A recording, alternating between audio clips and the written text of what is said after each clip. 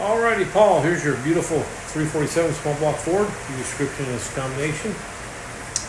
We've got a custom grind hydraulic roller. So got a set of our CNC heads on it. The beautiful custom paint job. Polished out Borla with the March Serpentine belt setup up front. Fuel management, Holley Terminator X, great system. If you want her to make a run, see what she does. Stay tuned.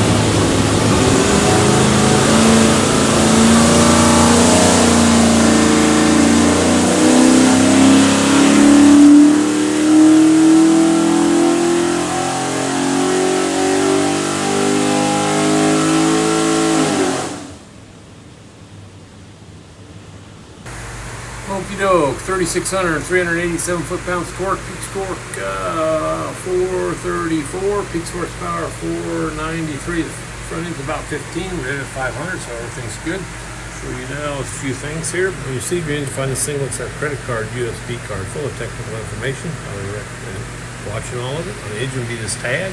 Have your engine number, some other specs. If you need something from us, that engine number is the easiest way for us to look you over. Look it over, it's got a QR code, that'll take you some more tech stuff. Have a great day.